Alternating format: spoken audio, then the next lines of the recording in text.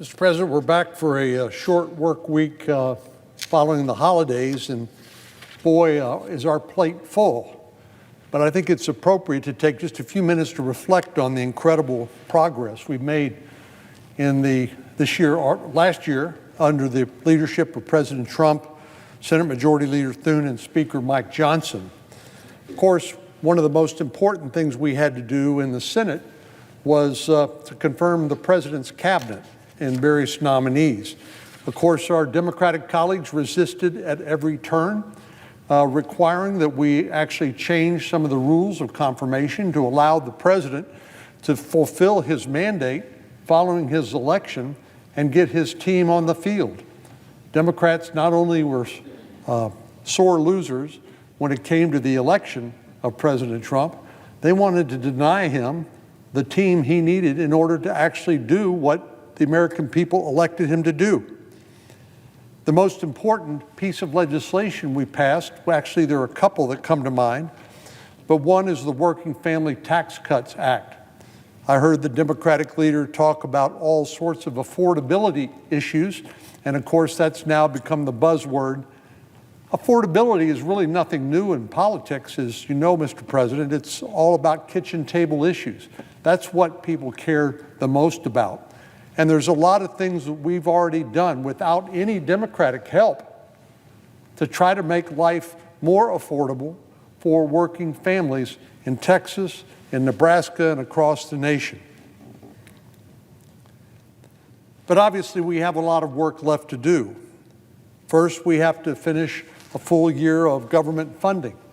Democrats have prevented us from passing normal appropriations bills, which have caused us to lurch from potential shutdown to shutdown, and indeed they ultimately pulled that trigger to the detriment of the American people and shut down the government for a historically long period of time.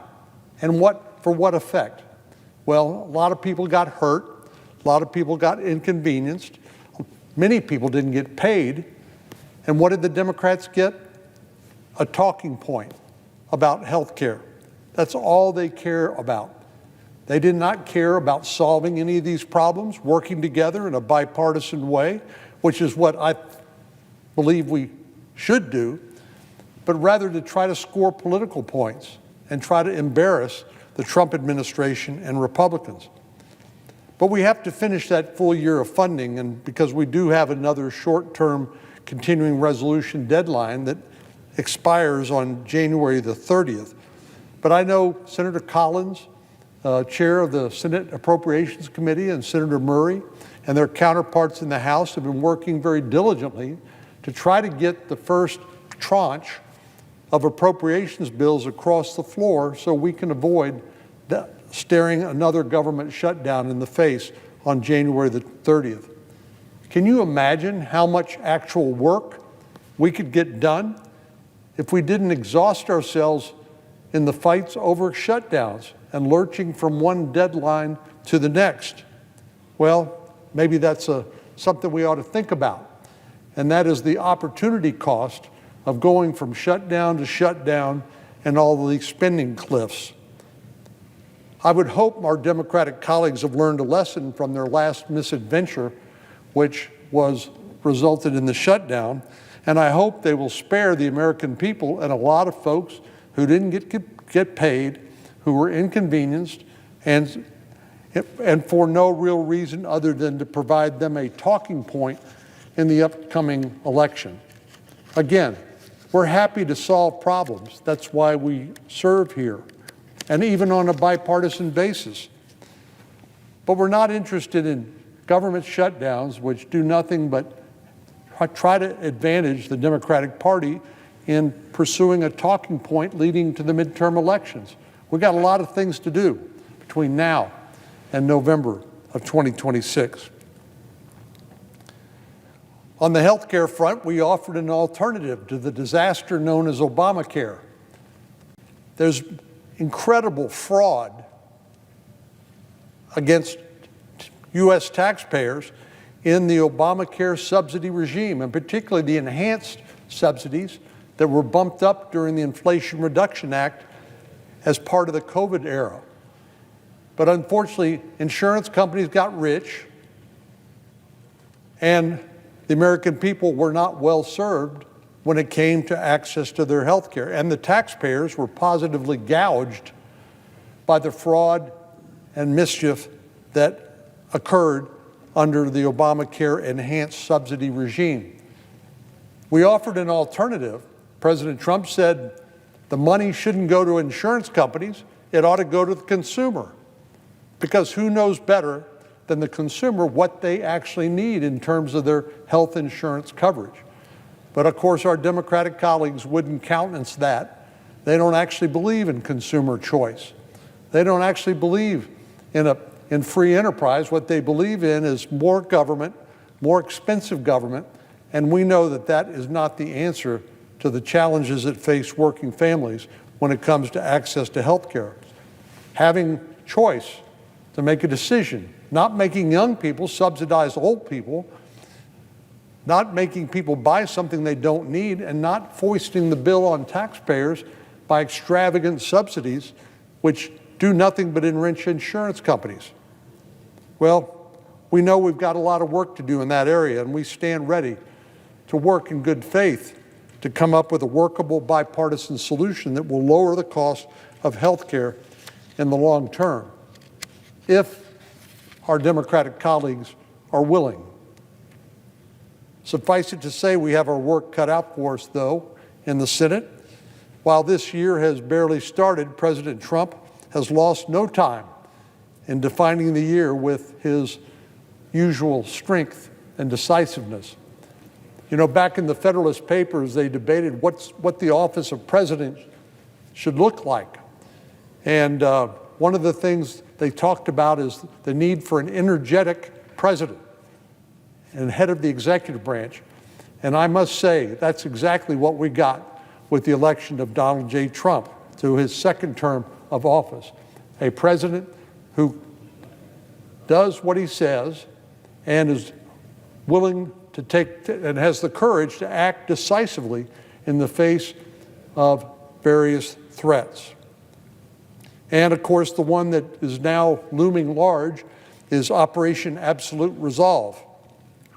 This last weekend, in the middle of the night in Caracas, Venezuela, our brave service members successfully accompanied law enforcement personnel in detaining the illegitimate president of Venezuela, someone who had become the head of a drug cartel and who was working with our most concerning adversaries all around the world, whether it's Cuba, whether it's Iran, whether it's Russia or China.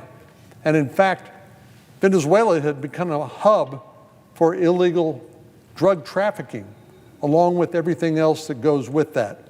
And it also had become a foothold for Iranian terrorist organizations like Hezbollah. And using the money they were able to raise from illicit drug traffic to then send it to terrorist organizations in the Middle East and to threaten peace around the world. I want to say that what we saw demonstrated by the U.S. military working in cooperation with the intelligence community and the Department of Justice and law enforcement personnel was nothing short of magnificent. It gives me a great deal of pride to know that only the United States could have pulled off such an operation and brought someone so despicable as Nicolás Maduro to justice in a federal court in Manhattan. I want to thank all of our personnel who participated in the operation, hope and wish and pray for the speedy recovery of the handful who were injured. And I think it's a proud day for the United States. Was a challenging decision, I'm sure, to make, and there will be many hard days ahead as Venezuela has to correct its course of actions. And under President Rodriguez, hopefully with the levers that are available to the Trump administration and our friends and allies, they will learn from some of their mistakes and allow a transitional government which will then be able to represent the hopes and the dreams and the aspirations of the Venezuelan people. President Trump's New Year's message to friends and enemies could not be more clear. American strength is back, and we will stop at nothing to ensure that the American people are safe from foreign threats, and especially here in our own hemisphere.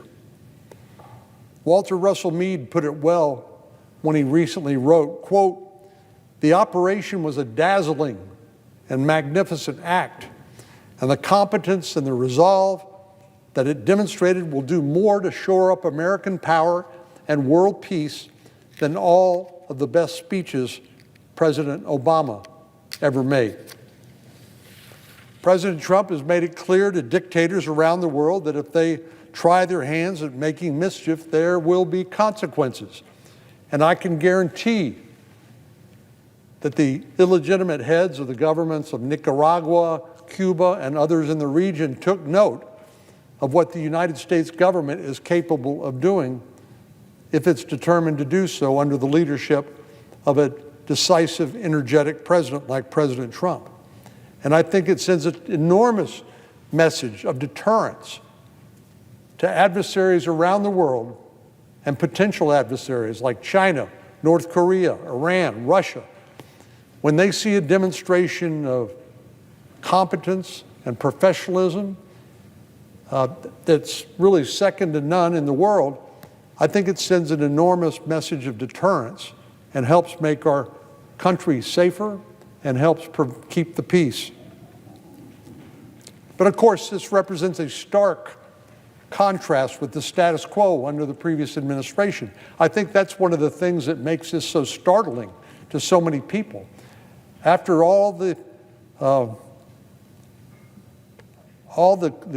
words with no action, all the breastfeeding about America under President Biden, to see what President Trump is able to do with the incredible contributions made by the intelligence community, our military, and law enforcement has got to get the attention of our adversaries around the world. We know during the Biden administration the world had become a much more dangerous place, because when our adversaries sense weakness, it is actually an incentive for them to act.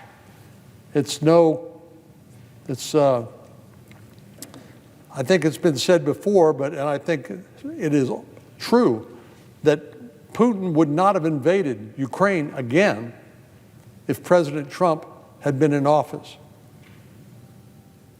But with President Biden and then previously with President Obama in office, he knew that paper tigers weren't going to hold them accountable, and so they kept coming and taking whatever they could grab. That makes the world a much more dangerous place. From the first year of his presidency, President Biden signaled weakness and incompetence on the world stage, especially with his disastrous withdrawal from Afghanistan. His failure to secure the southern border in Texas and in New Mexico and California and Arizona invited a drug trafficking crisis that is continuing to have downstream effects in our country even today. Hundreds of thousands of Americans have lost their lives to the illegal drug trafficking coming across our southern border. And these failures, of course, do not happen in a vacuum. Our friends and enemies around the world are watching, our friends to see whether they can rely on the United States, and our enemies to see whether we will stand up for ourselves and defend our interests and our values. And of course, that shapes their actions and their decisions. In February 22, Russia invaded Ukraine, escalating a war that had started back in 2014 and continues today with massive casualty figures on both sides, now ranging into the millions. October 7th, 2023, Hamas terrorists, who are Iranian proxies, launched the deadliest attack in history against the nation of Israel. And all the while, China prepares for war They've actually threatened to forcibly take Taiwan, and President Xi has ordered the People's Liberation Army to be ready to do so by 2027.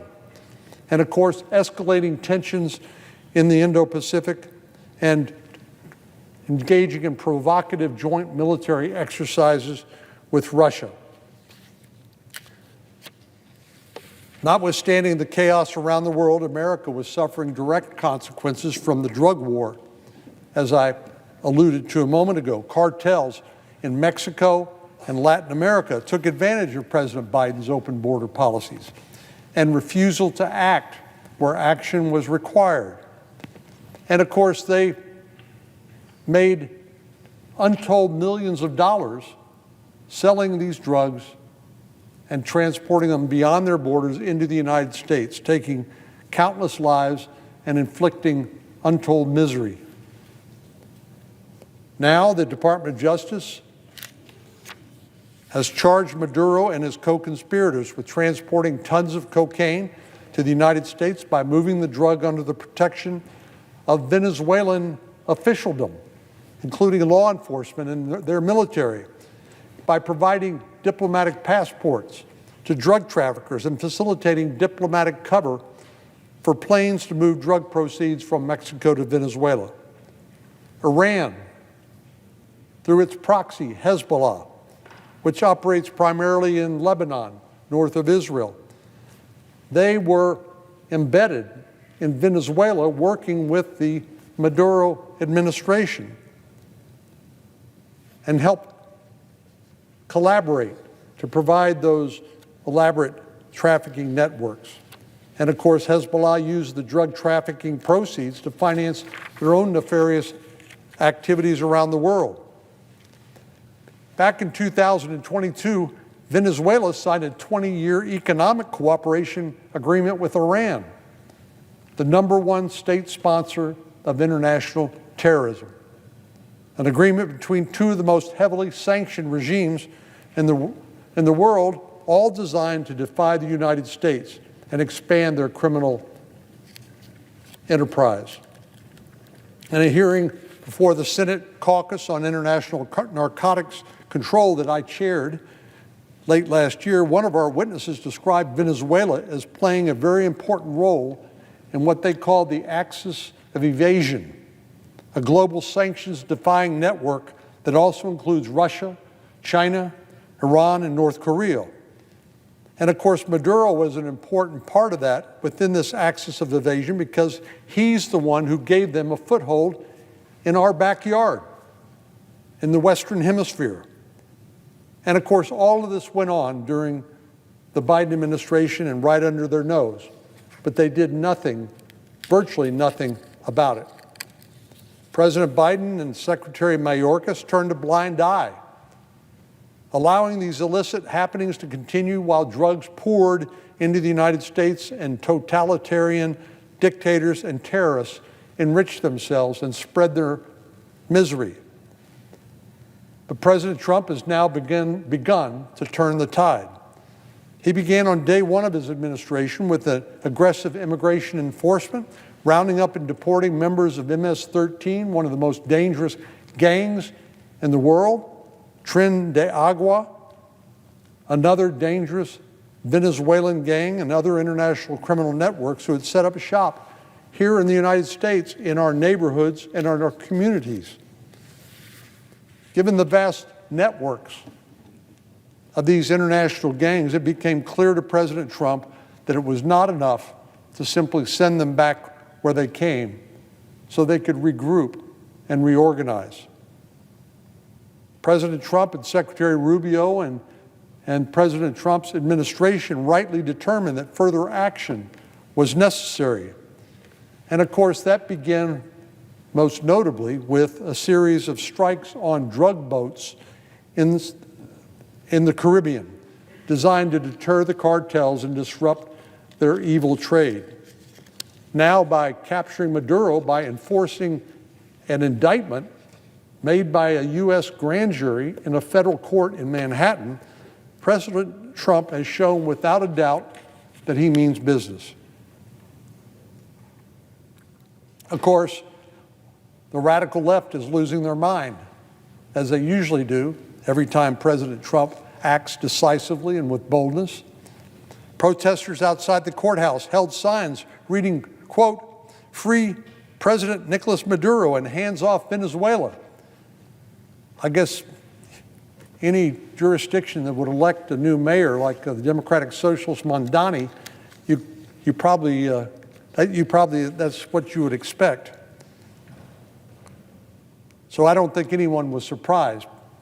But the message of Operation Absolute Resolve to our allies and adversaries around the world could not be more clear. America is back. The Trump administration will act with boldness and decisiveness. And if you threaten the American people with drugs or terrorism or any other sort of criminal or military attack, you better watch your back, because you could be next. Mr. President, I yield the floor.